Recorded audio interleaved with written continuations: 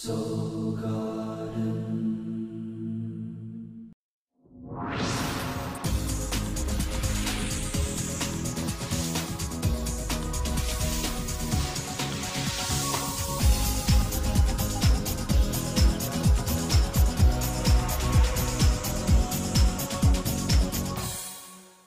Hello producers, and welcome back to Soul Horoscopes Weekly Update.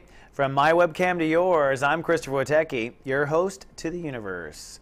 And I've got a little present for you. Right now I'm doing a special on my 60-minute readings. If you buy a 1-hour reading, you'll get a 30-minute free follow-up in 2012. This is my most famous special. This really sells out really quickly, so hop on it. Great for a first-time reading, great to break through some old karma. Take advantage of this good price. It's over $50 off my normal price. And come on down and be a part of our studio audience. We now have video webcamming tied into our chat. Isn't that cool? Now we can all be alive and on camera together. So come on down to any office hours, Tuesdays, Thursdays, Monday nights, Wednesday nights, Friday afternoons, and soon Sundays, and come video chat with us if you want. Don't be shy. We're all about the new reality and connecting together. Now for the Tauruses, for everyone, we're going to be wrapping up the Sun in Leo and shifting to the Sun in Virgo. For Tauruses, this is the wrap-up of emotional self-nurturing. That's been the topic all month. How do you emotionally self-nurture? You want to build the nest that will lay the golden egg. This comes down to emotionally being there for yourself, developing inner parent, releasing old emotional baggage. Now we had Lightcast Day on Friday. For me, the new moon was tough, very tough. Through a lot of drama, a lot of turbulence over the weekend. Really had me teeter-tottering on being able to hold my own and be there for myself emotionally. It really was tough. And I was surprised, actually, it's so late in the transit how it would still be tough. But I think part of it also was Mars crossing Saturn. We're going to talk more about that. So we have to finish up the I Love transit. So on Monday, really you're just holding space, sunny and hyper-aware. You are emotionally feeling your reality. If your life is out of balance, you're going to feel it on Monday. You want to restore the balance between health and reality. The moon pulls your emotions into the moment, so you're feeling every bump in the road. But what you're holding space for is your new decisions and attitude about how to manage your emotions, how to manage your own self-nurturing, how to manage your home life. So you're holding steady with that. The planets do give us a little bit of a challenge, though, especially for a few hours, and for Tauruses. For a while, the moon in Libra will oppose Uranus in Aries. This will be a tug-of-war between reality and inner faith, and you'll be challenged to respond or innovate your inner faith in order to get over the humps of reality. So just stay in your heart, stay in your faith on Monday if reality seems daunting or difficult. And that's, I think, part of the transit anyways. And part of what Act 3 wrap-up is about is really getting control of your reality and your daily reality. So we start really that story as soon as Monday. So Monday, once again, holding space, sunny and hyper-aware. Tuesday, shift hits the fan. Tuesday is a tested day. Showers, chance of major turbulence. First of all, it's a 29th degree. So this is the final test in how well you can show up for yourself emotionally. Remember, you've got to be the own king to your castle or the queen to your castle. So Tuesday, you're being challenged. Part of you will want to fall into the old baby or the old way you used to respond emotionally or the old feelings. The old feelings will try to get you back. Don't let them. You want to stand tall, fill yourself with love, and push forward in the direction that you want. So that's part of the test. The other part of the test deals with planetary side turbulence caused by the moon crossing over Saturn. This is what we talk about so much in Act 3. But first, let's zoom in just a little bit more. As we fly in, we see what will happen. The moon crosses over Saturn today, which means you have to make a decision, Saturn, to cut away emotional baggage from the past. So you're cutting away health issues, cutting away emotional baggage. As soon as the moon crosses Mars, whammo, that's just hours later. So it's Saturn then Mars. It's a double hit, really. Now here's the thing, you definitely want to be conscious of restoring balance and order to your life. That's the Saturn issue. That's what Act 3 is about. That's what you don't have any more time to do. You have until now and Halloween to get that in order. That is the moon crossing Saturn. Grow up, take responsibility for your daily reality. Then the moon crosses Mars, which gives you the oomph to get it done or to push out or to do the final bench press or whatever it is.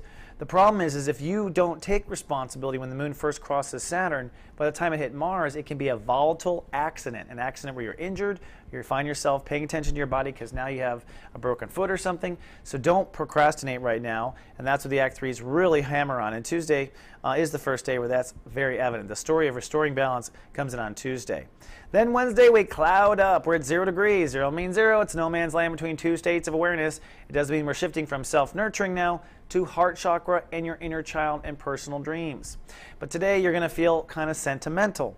That's because the moon on this first day is in Scorpio, pulling your emotions to the classic long-term relationships. It's kind of a quiet day, but it's pulling us in that direction.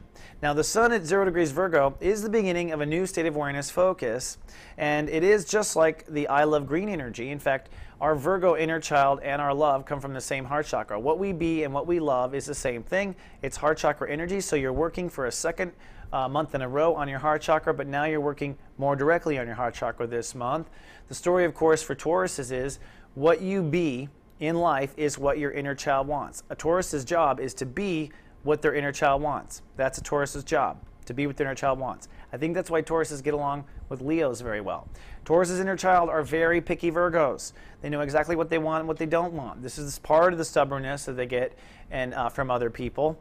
Now there's 3 states in the Be consciousness. It's actually live, love, be. Live is the first chapter, love, and then be is the third. Isn't that interesting? Did you know where that came from? So in the first chapter, we're going to talk about how you live, how you be. How will you be in your heart? That's what we're going to work on the first 10 days. How will you be in your heart or not be in your heart? And why will be my question.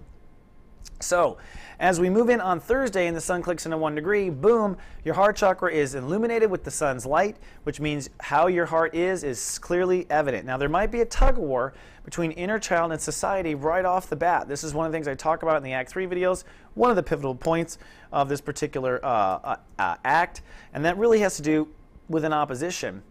There's an opposition between Neptune in Pisces and the sun in Virgo. So for you, this is God versus reality on one hand, but it's also inner child versus society. What have you told, what do you think you're supposed to be in society? What are your senses about how you belong and where you belong? And are you being true to what your heart wants? And you might feel pulled in and having to do what society wants when your child wants to play. This is the beginning of this tug of war and loosening up of getting Tauruses on the path of their inner child. So this particular tug of war is the mainstay of the day, but also the moon trines Venus. What does that mean? Well, that means you're going to be sharing feelings between your mind down here with Venus and long-term relationships. This could be a lot of relationship work during the day. This could also be some heavy talks with the honey. This could be you wanting to bring in the honey, all the above, but it's really related to I love the sun in Virgo chapter 1. Then on Friday, things get very passionate. Sunny and a chance of rende actually for the Tauruses.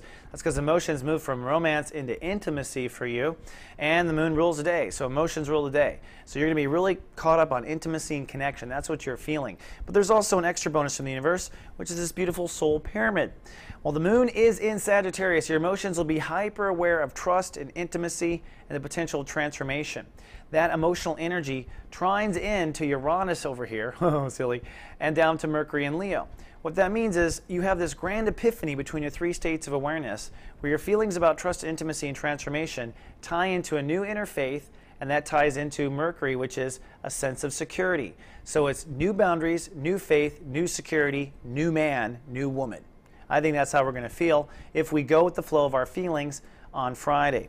On Saturday, Jupiter rules the day. The moon is still in Sagittarius, but will begin to shift. And so emotions are very private and detached. You might have been randy yesterday, but today you just want to be left alone. You are quiet and you are still. Now, part of the stillness has to do with this grand square or grand cross going on, which happens temporarily triggered by the moon in Sag. For a few hours, the moon will oppose Jupiter, which will be a tug war between your sense of trust and intimacy and an expanding soul capital. You want more, you deserve more, etc. Well, what do you have to do to change? Will be what the moon is asking up in Sagittarius. Then, of course, we have the God versus reality, which is Neptune versus the sun. And so that is the continuation of what your inner child wants versus what society. So inner child, society, boundaries, value. What happens when you get pulled in 4 directions? Nothing. You are still, you sit still. So some people may be frustrated. The universe ain't budging. It's a day of Jupiter, which means you're supposed to learn. And so try not to expect any kind of reveals in reality, because the reveal is going to be most likely within. Sunday, different story. Cloudy chance of anger. I know, it's up, down this week. It's very intense. Part of it is due to Uranus. Uranus rules the day on Sunday, so if your inner child has gone too long without candy, love, or harmony, breakdown. Chance of major temper tantrums inspired by the inner child that is not happy. But there's other planetary stuff going on as well. The universe is not making it easy. Right here, the moon crossing Pluto. This is the universe calling for you to let go of stubborn old beliefs. In fact, this blue trine between the moon and Pluto down to the sun says that when you let go of old beliefs, this will probably trigger the breakthrough of the inner child. All right? And a moon-Pluto crossing isn't always fun. Let's get closer. As the moon approaches Pluto, a lot of times people build up in anxiety. The point is a death consciousness designed to help you release old baggage. In your case, emotional attachment, maybe to being wrong or being right. Once they dead conjunct, there's a moment of feeling powerless, and then the moon crosses over Pluto and releases, and we have a new birth of new consciousness. In this case, for the Tauruses, this new emotional conscious will be a feeling of new belief or a new hope or a new potential of life's purpose. So it might be a shifting just of life's purpose, but the whole point is it's supposed to be a breakdown of inner child. So the universe is really kind of punching us left and right. You've got, the releasing of old beliefs that chimes right into the inner child and breaks down the inner child. And of course, you've got the Sun versus Neptune, which means you're also working on that God versus reality or inner child versus society. And let us not forget Mars on Saturn, which is still pushing hard too for you to get that lifestyle in order. By the end of the week, Mars will be in Scorpio, and you'll be starting to really feel anxious and impatient about relationships. So there's a lot of turbulence going on. It's not just you, Bull. All right, Taurus, that's all I got for the lovely Tauruses this week, but I'll be back in 7 days with more. Until next week, live, love, be.